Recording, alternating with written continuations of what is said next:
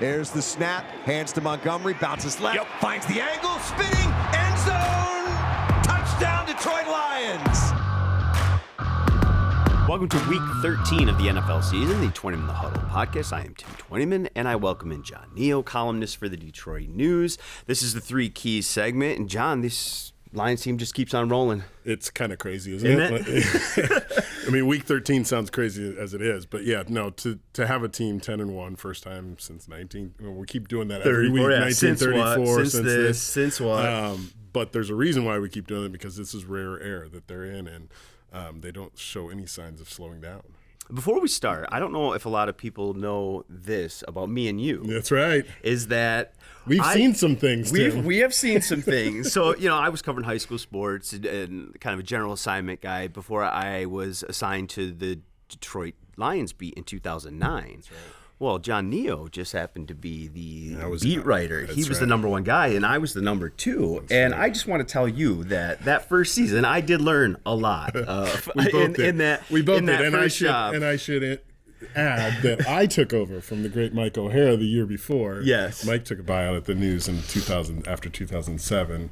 So I took over in 2008, did the Olympics in 2008, and then came back just in time for 0-16, and Mike, as Mike will do, dubbed me John 316, all sorts of, anyway, yes, it was a learning experience for me and then for you as well. Yeah, but I appreciated that first year. Obviously, you went on, you were a columnist, you were promoted to a columnist the following year. Yeah. I took this job a year and a half later, and all these years later, here we are on the podcast together and again. Here the Lions are. That's the best part, and right? To be honest, that is the part that, for reference points, you always go back to some of those times and you're like, yeah, this isn't the way it used to be. And sometimes you have to remind people, there was a before, and the before looked nothing like this. This is fun, though. Yeah, and this absolutely. Is fun to cover. And that's why these fans are 20,000, 30,000 on the road. I mean, they've been waiting generations to experience something like this, too. Well, they hope to keep it rolling, and to do that, there's some keys to Sunday's game. Let's get into a few of them. I think first off is you've got another young quarterback coming in Caleb Williams, who is playing much better ball. They made a switch at offensive coordinator earlier this month. I think that's had an effect on his play. He threw for 340 yards, 2 touchdowns, no interceptions in an overtime loss last week. But to me, I think it's important for this Lions defense to do to Caleb Williams what they did to Anthony Richardson last week. Yeah, no, the pressure. Now, the Colts obviously were playing a bunch of rookies on the offensive line. I don't think the Bears' offensive line has that. You're going to have maybe that same advantage you had last week. And you mentioned it. Caleb Williams has done a good job of not throwing interceptions this year for a rookie quarterback, but he is still a rookie quarterback. And one thing he does do, and you saw it at the end of that game against the Vikings last week, he'll just hang on to the ball way too long and take some sacks and do his offensive line no favors. And so that's the sort of thing where if you see that happen a few times in critical situations, it could be the difference in Thursday's game. And this Detroit Lions defense, they hurried Richardson 11 times. I think they hit him 6. I thought they really did a nice job disguising coverage behind it. So not only did they speed him up, but then they changed some things up and confused him a little bit.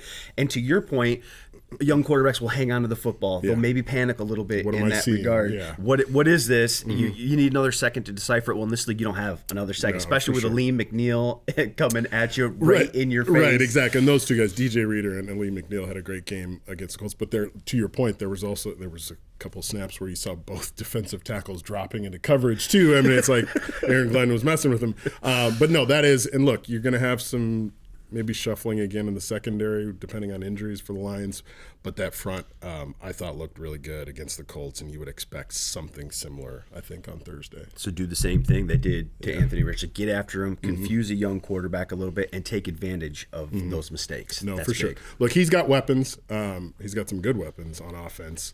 And he's got a better arm. I mean, a more accurate arm than Anthony Richardson. So he can make some plays if you give him time, but that's going to be the key, is not giving him time. And one thing, just watching some of the film on Chicago and looking at some of the statistics, we'll get into some other ones here in a minute, but does that seem like a 4-7 team to you? No, it isn't. It doesn't to me. No, it isn't. Look, they were 4-2 to start the season.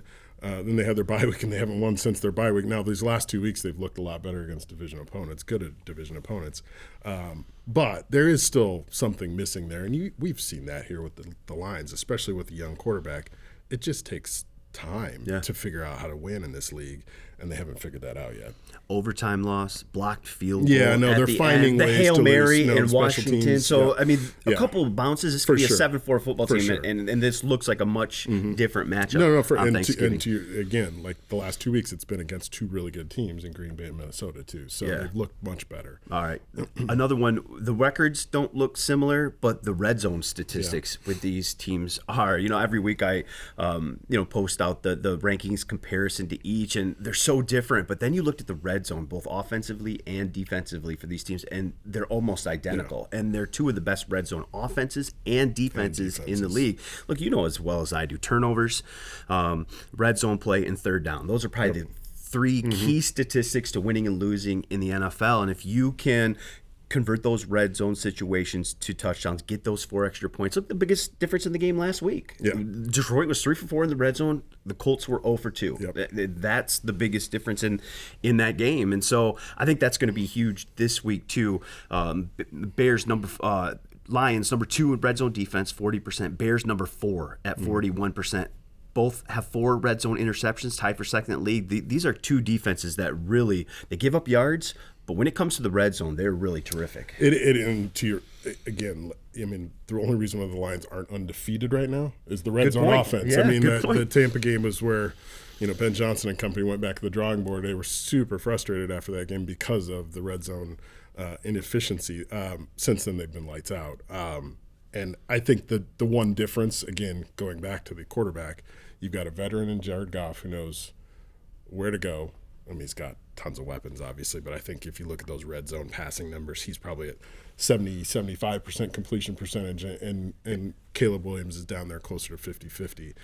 So I think that's the difference. And obviously, if you've got David Montgomery and Jahmyr Gibbs, you've got a lot of and Penei Sewell, and we could go down the list. There's a lot of ways that they can score in that red zone, especially that low red zone. And Dan Campbell said it after the game last week that running the football and stopping the run, that's been the biggest key to their success in the red zone. They do both things well. One other thing with the red zone, and to your point about the quarterbacks, is a couple times last week you saw Jared Goff just throw it away. Yeah, right. No, exactly. And we've seen that a lot fight another more. day. He's done a great job of that. And that's so huge, especially in the red zone, is because you've got 3 already, especially with Jake Bates. So don't force things. And to our point about young quarterbacks, sometimes they get a little greedy. I got to get it now. Zone. Exactly, especially when you haven't scored a bunch of points here this season the way the Lions have. I mean, Jared Goff knows that I've got to play next play that's going to work. And Caleb Williams, I don't think, has probably felt that for a lot of this year. Now they do have a new play caller, et cetera.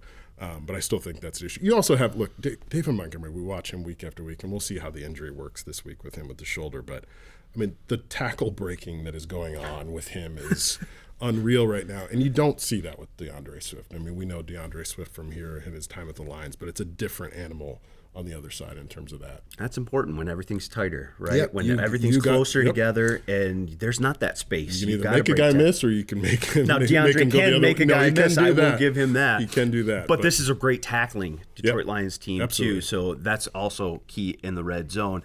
The great equalizer in every game. Turnovers. Yeah. I mean, that's it. And these are two teams. And it's crazy to think that a 4-7 Chicago Bears team, and it speaks to some of the close losses that they've had. The Detroit Lions are +9 in turnover differential. The Chicago Bears, +9. For a 4-7 team, that jumped out to me as being really, really rare. Detroit, number 6 in takeaways with 19. Bears, number 7, 18. Yeah. Fewest giveaways. Detroit's given the ball away 10 times. Bears 9. Yeah. I mean, it's really key. If there's one thing Williams has done really, really well, and you mentioned it earlier, is turning he hasn't the football looked like over. A rookie in that sense. How key is it going to be at home in this matchup? For sure. Now, and the other catch with those stats is we all saw that Houston game where Jared Goff just threw 5 interceptions, and suddenly all those numbers go out of whack. They would be leading the league otherwise. But this defense, with the injuries they've had on defense, it does get harder to keep turning the ball over when you've got guys who are filling in or guys who are in different positions or just trying to get the play right as opposed to making a play sometimes. But you see those guys in the secondary, you see Kirby Joseph and Brian Branch, it feels like they're just waiting to pounce on turnovers. Yeah. And that's the difference I think you see with them and some other teams, because they know where they are. They know what the play. I mean, we talk about level 401 with this Lions team in terms of the consistency, the scheme, the coordinators of all the players have all been here, for 4 years now in some cases.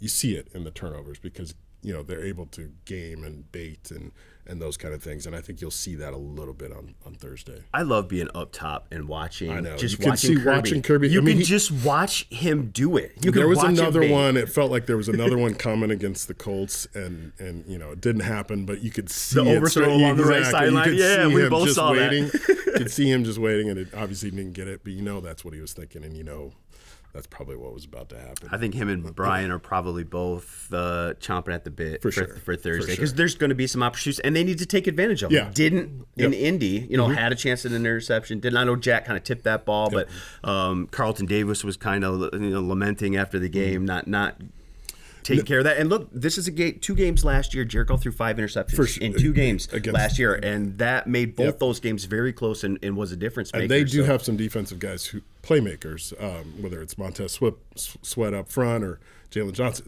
They have guys who will make plays, guys who can really change a game. And so you do have to be careful. But again, you've got so many weapons on the Lions' offensive side that I think he's able to take the easy play and know that play could go for 15, 20-plus yards easily.